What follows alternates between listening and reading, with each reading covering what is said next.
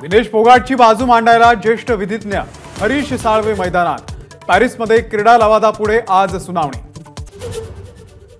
ऑलिम्पिकमध्ये नीरज चोप्राची पुन्हा एकदा कमाल, पटकावलं रौप्य पदक। दुसऱ्या प्रयत्नात फेकला 89.45 मीटर लांब भाला। नीरजच्या यशाचं देशभरातून कौतुक।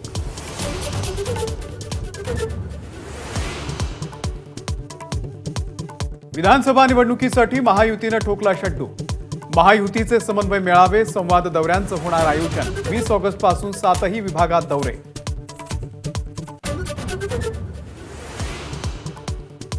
शिवनेरी गडाच्या पहिल्या पायरीला अभिवादन करून राष्ट्रवादी शरदचंद्र पवार पक्षाच्या शिवस्वराज्य यात्रेला सुरुवात। पहिल्या टप्प्यामध्ये राष्ट्रवादी लढत असलेल्या 31 मतदारसंघांमध्ये यात्रा।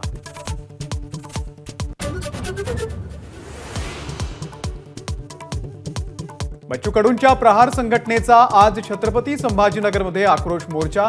पोलिसांची मात्र अजूनही परवानगी नाही।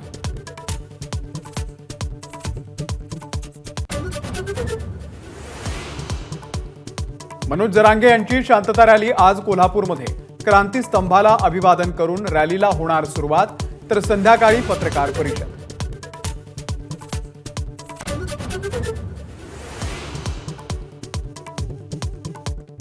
उद्धव ठाकरेंची तोफ उद्या एकनाथ शिंदे यांच्या बालेकिल्ल्यामध्ये धडाडणार। संभाजीनगर आणि पुण्यातल्या शिवसंकल्प अभियानानंतर ठाण्यामध्ये ठाकरे गटाचा मेळावा।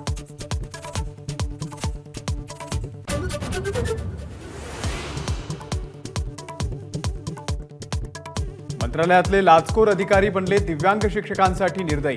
10% कमिशनसाठी वेतनाची रक्कम द्यायला नकार।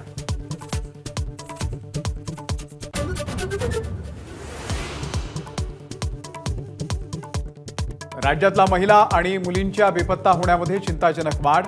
5 वर्षात राज्यातल्या तब्बल 1 लाख मुली आणि महिला बेपत्ता।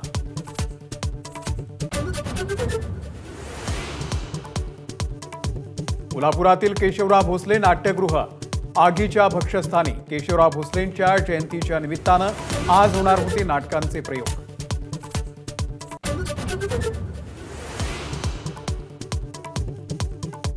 पूजा खेडकरचे वडील दिलीप खेडकर यांच्या विरोधामध्ये गुन्हा दाखल। सरकारी कामकाजामध्ये अडथळा आणल्याच्या तक्रारीनंतर पुण्यातल्या बंड गार्डन पोलीस ठाण्यामध्ये गुन्ह्याची नोंद।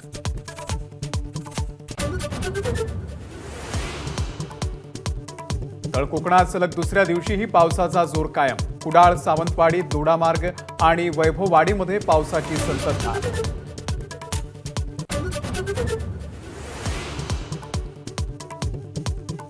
वंदे भारतला आणखी 4 डबे जोडणार। 16 ऐवजी 20 डब्यांची वंदे भारत चालवण्याची तयारी। मुंबई अहमदाबाद मार्गावरती आज चाचपणी।